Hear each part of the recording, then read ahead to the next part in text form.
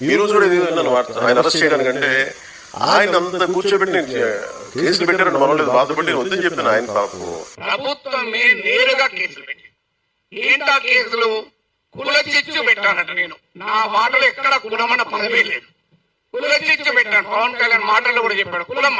అసలు నేను ఎక్కడ కులం తీసానో నాకు ఇప్పటికి అర్థం కాలే. ఇంకొక ఏదేంటిది, ఈవెన్ నోటీస్ ఇవ్వకుండా కూడా అరెస్ట్ చేశారు 3 ఏళ్ళు.